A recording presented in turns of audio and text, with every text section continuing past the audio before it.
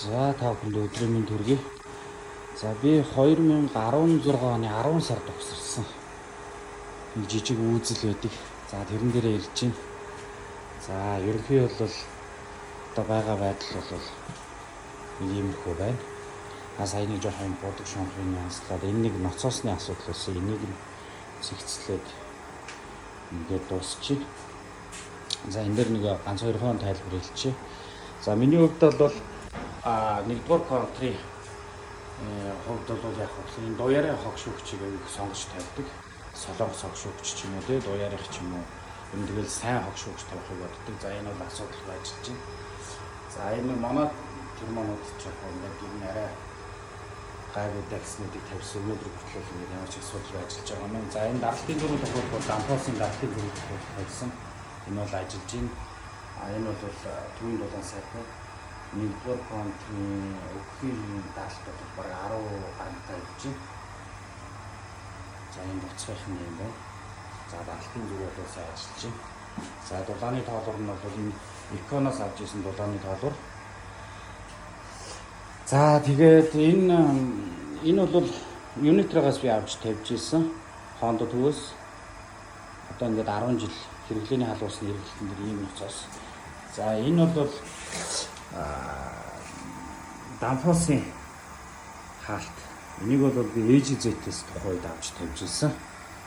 Өнөөдөр хүртэл яаж асуудал байна. За энэ хаалтууд бол би 90-ээс захиад авч ирсэн юм. Энэ хаалтууд энэ ялцсан бойлор гэдэг. За энэ ялцсан бойлор өнөөдөр хүртэл ямар ч асуудалгүй ингээд ажиллаж байна. Одоо ерөнхийдөө бол би нэрзэнүүдийн солиод ингээд болох бах. За энэ хоёр ноцоос Honda төвөөс авч ирсэн. Ийм ноцоос Вилагийн топ бис загварна. За энэ нэмэлт тусны соронзоо хаалт. Switch энэ хоёр бол солонгос соронзоо хаалт байдаг. За хүүд усны ноцоос нэр бол хүүд усны ноцоос нь бол 3 туусын CR загвар. Энэ ноцоос тавьсан байдаг.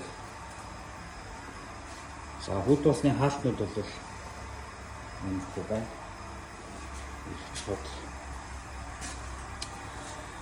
Инверторын хувьд бол ABB тавьсан. За удирдлагын самбар дээр би одоо ингээд эргээд явахад бас виркчүүлэлт айгу муу хийгдсэн байгаамаа энэ дэр.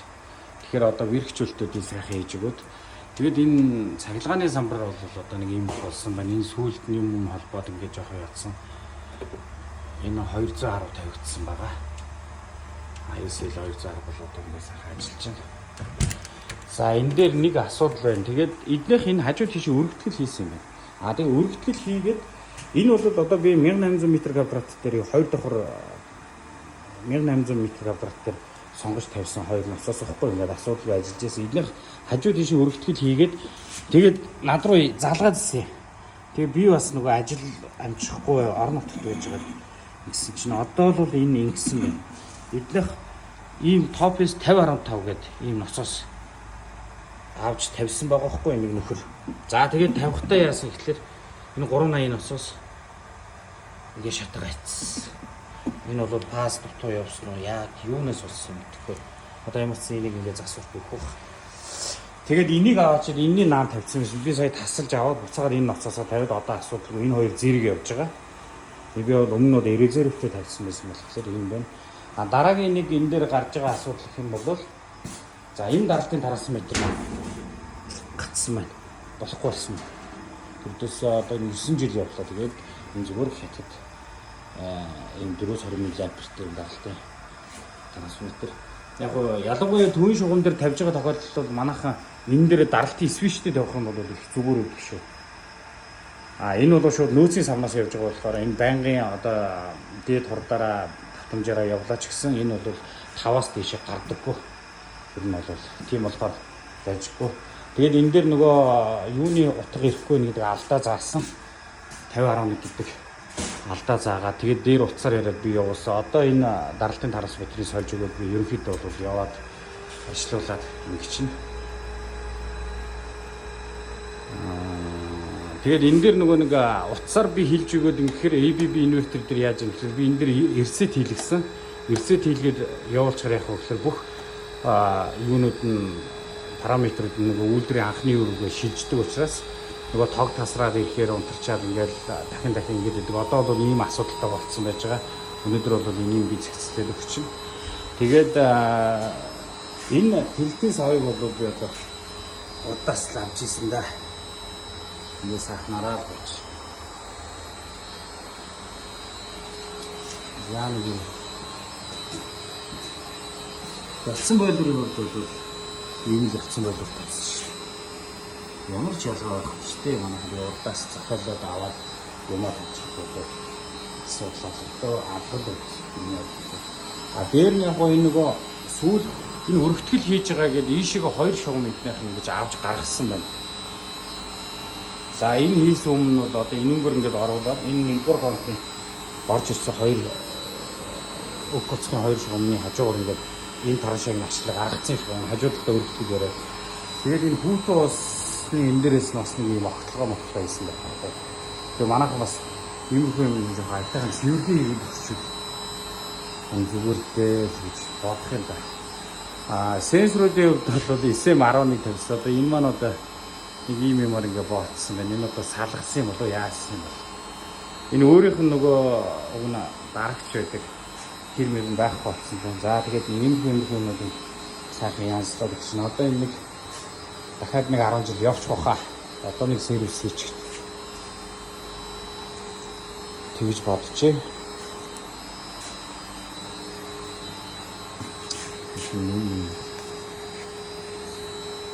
За одоо энэ ялцсан бойлрын хувьд бол яг мэдээж гоожоогүй. Гэхдээ энэ нэг өндөр температурт ингээд яваад ирэхээр энэ хэрэгцээнийг бол ерөнхийдөө хатдаг.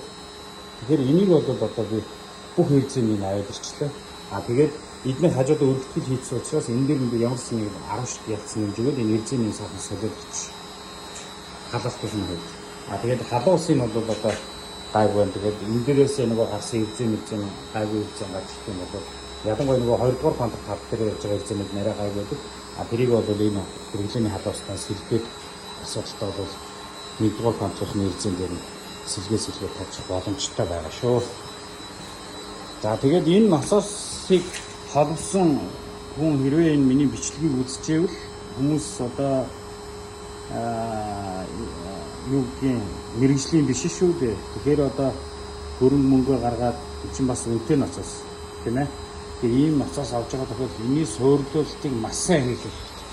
Зүгээр нэг ийм ганц контактор тавиад ямар ч хориг байхгүй фаз хамгаалах ямар ч одоо холболт хийхгүйгээр энийг аваад шууд 380 төгөөд энэ дээрээс нь гаргаад тэгээ 220-ын шууд байнга 220 гэсэн бохоггүй ямар ч төлбөр оруулж гаргасан юм байна. Тэгэхээр энийг бол би ингээс салгаад авчлаа. Тэгээд энэ самбар дотор хувцснуудыг одоо зэгцэлчин. Тэгээд би буцаад энэ хоёр насаасаа тавиад одоо энэ хоёр нь хоёулаа зэрэг явж байгаа.